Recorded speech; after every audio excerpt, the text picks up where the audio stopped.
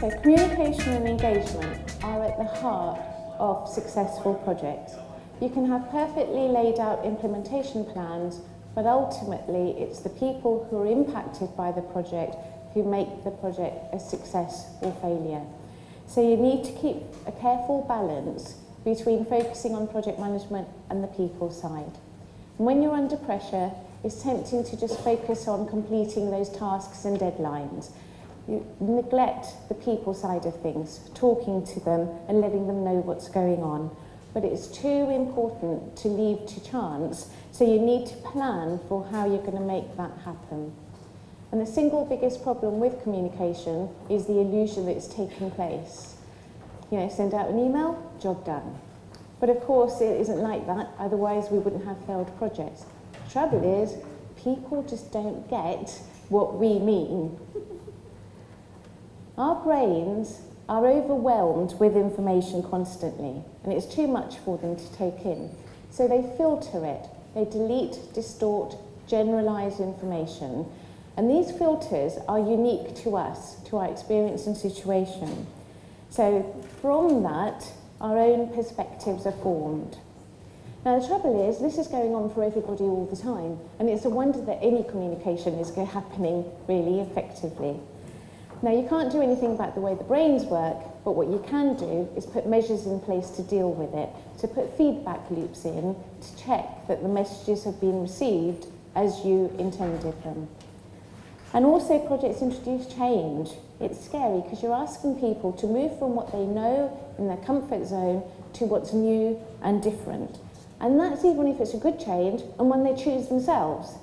And naturally, if it's being done to them, it causes anxiety. And our brains also need certainty. They need information, they need to know what's going on. Otherwise, they're less motivated about the project and they're anxious. To give them information, and better still, involve them so they have a say in the project to help them be more motivated about the project. Now, some tips around how to do the communication better. To plan ahead of time. Consistent and effective communication needs thorough planning and focus all the way through. So agree the key messages and think about who is it going to, who is going to deliver it, who to, and how and when. But also identify the people to communicate to, those impacted by the project, because that's really who you need to bring on board.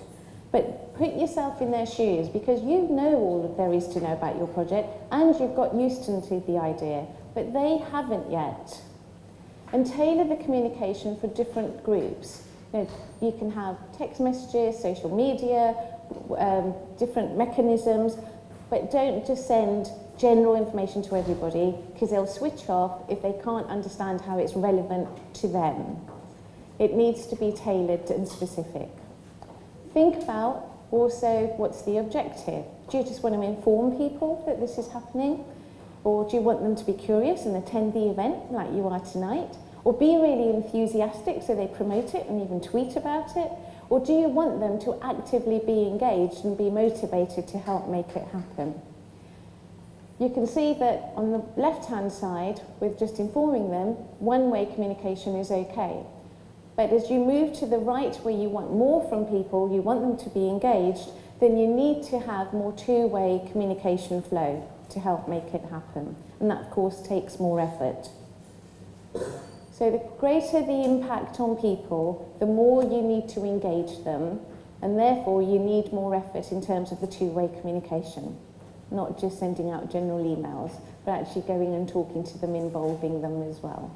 So really plan what you want to achieve and what channels are best to make that happen.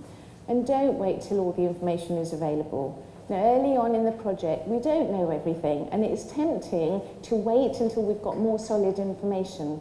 But of course, that just makes people nervous and frustrated. And so, even if it's no more than, look, this is what we're doing, this is the plan to find out more. And make sure that the appropriate tone and style is used for the audience. Technical presentations are great for technical audiences and subject matter experts, but not for your more strategic thinking, senior management audiences. They need bigger picture, higher level stuff. But be consistent with your communication all the way through, no matter who's doing that communication, that it's the same key messages. So really plan for that, and of course keep calm and keep at it throughout the project. Now, it may be that some people are just saying that they're okay with the project, but really they're anxious and frustrated about it. You need to create the time and the space to allow people to voice their concerns and create a safe environment where they feel comfortable saying what their concerns are. Otherwise, you won't know what potential problems there are. And actions speak louder than words. At the end of the day, is your project team motivated by this? Are they really walking their talk? Because that's really infectious. And are they following through on promises and following through on what they've said they would do? All of that helps create trust. So focus on bringing people along with you, plan for how it's going to happen, put yourself in their shoes, and consistently engage people, involve them all the way through to the end. Highly effective communicators lead to successful projects. The research says so as well. So thank you. I'm Ranjit Sidhu from Change Quest. We focus on these three areas: change, people and projects, and how to bring it together. I'm going to be around all evening, so do come and say hello or ask any questions. Thank you.